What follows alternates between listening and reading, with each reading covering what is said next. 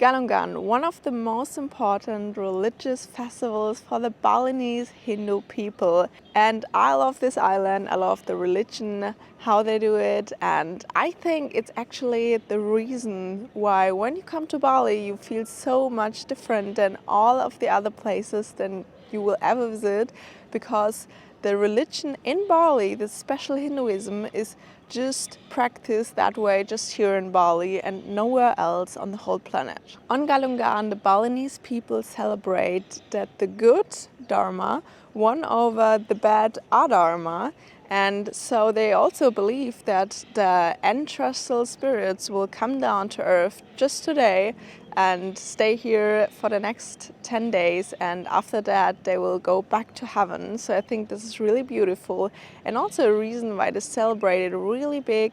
They have everywhere beautiful decorations and have lots of ceremonies.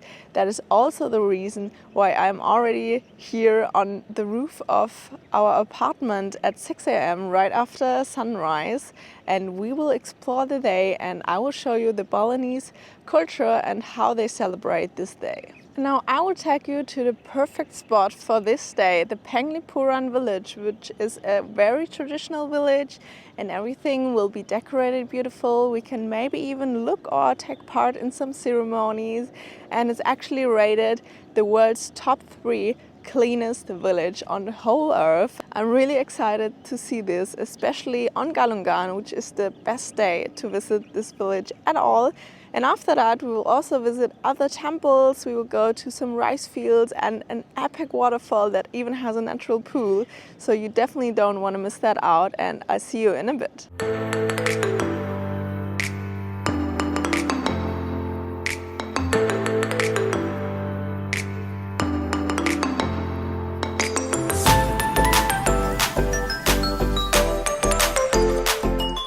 So we are here now at the parking spot of the Penglipuran Village. We drove about a little bit over 1 hour from Canggu, which is the main touristy area, and the road here and the whole drive was so beautiful. Everywhere was decoration on the roads, and we didn't see one single tourist since we left Canggu just until here. So it was really cool. We saw all of the Balinese Hindu people in their traditional clothing and bringing offerings to the temple and celebrating everything. That was really beautiful. And now I will take you in the famous Penglipuran Village.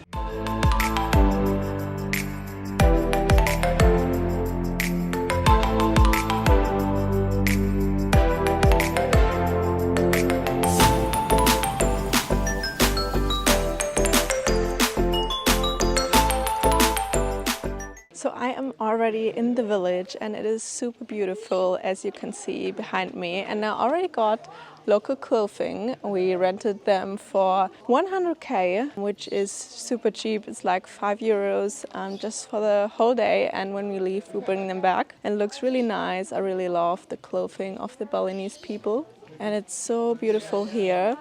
The streets are beautifully designed and the street goes down the hill. You see all of the local Balinese people in that clothing and bringing little offerings to the temple, and it's really beautiful just to be here.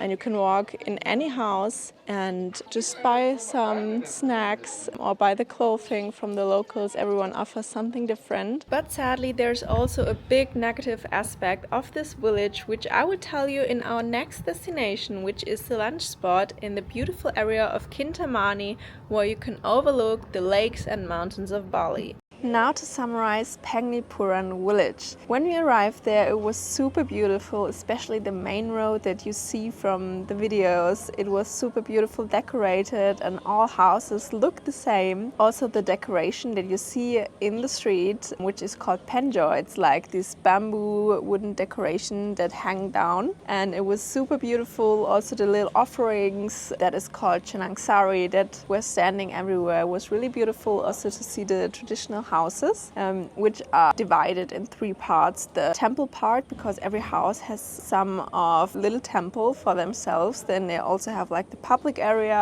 where you can often go inside and buy something like snacks or souvenirs or even the traditional clothing. And they have their private house part where they actually live in. And it was super beautiful to walk through, and we also got these Balinese clothes that I'm such a fan of. I think it looks so beautiful, especially when you see all of these Balinese people walking around with it. But when we walked through a lot, we noticed, first of all, we couldn't go into the temple. It was closed, and only like the village citizen could go in there. So I really would have loved to watch the ceremony. And we also walked a little bit through the bamboo forest, which wasn't that spectacular and not really good to find it. But when we went back to the village, we really noticed that every house kind of just has the purpose of like selling something for tourists. It really felt like the people are just waiting to sell stuff, and it's just like shops and not really a local feeling where you can get to know their tradition and how they live. It's just like you go there, you buy something, and then you leave, which I think was a little bit sad. And that's also a reason why we didn't love it there that much. I mean, it looked really nice, especially the main road, but apart from that, just the normal streets in Bali where we drove through 1 hour to get there, where they also have beautiful decoration, and you see all of these Balinese people with their clothing just walk to the temples and have the ceremony. I think that was way more beautiful than the village itself. But now we are here at the restaurant and we will have really good food, and after that we will go to the mother temple here in Bali, which should be the biggest temple. It's not far from here, and hopefully we can get in there and watch the ceremony.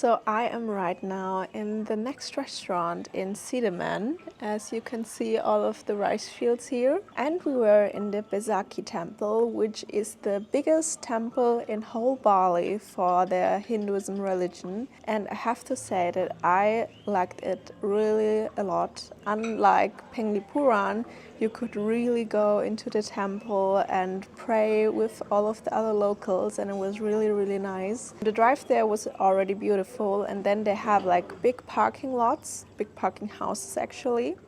And then you have to pay 150,000 rupiah per person, and this includes your local guide, varung, which is the skirt that the locals wear, and the drive up to the temple, because you have to walk a little bit up there. And then there is a difference between being before the temple, and you can look a little bit inside, but you cannot really see inside the temple and not pray. But if you, before you drive up, get a full set of clothing, which costs you another 100,000 rupiah for renting for that day, you also get the upper part of the local traditional clothing. And with that, which I highly recommend to you to get that before you get up, with that you can go inside of the temple, which was really beautiful, because before you have a beautiful stairway up there, and a lot of people are taking pictures, but it's actually very touristy. So a lot of tourist shops where they are selling snacks or other stuff. So that was not really a beautiful side of that. But done with the local guide, and when you wear the full Balinese clothing, you could actually go inside and pray with all of the others, and it was really beautiful. And we prayed. You make like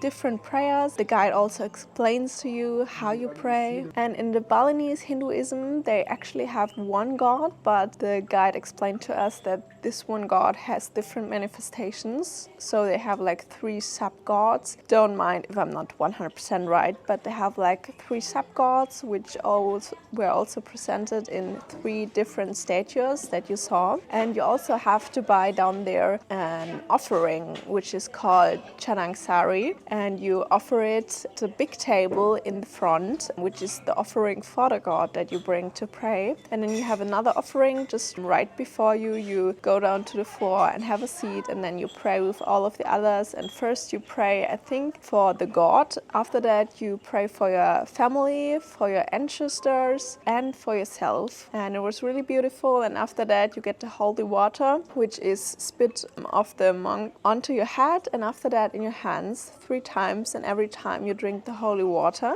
And at the end they give you rice. You see it here, they put it on your head and on your throat. And yeah, it was really nice also to walk around. And after that we also walked around all of the temples, because they actually have a lot of temples. So in Hinduism they have multiple castes, which are different sections. Every family is in a different caste, and they have a lot of different temples there for every caste and for every god and so on. So it's actually a lot of temples. But the guy told us that the oldest temple is from the 700th century, and they also have some temples from the 11th century. So it's really, really crazy how old the architecture there is. And it was so beautiful also to walk around and have the view over the whole island and also the temple. It was really, really beautiful, and it was definitely worth the price. And just have a look into the religion there, and everyone was so welcoming. It felt like you were a local there and just praying with them, and you didn't felt like you're a stranger or you're not welcomed.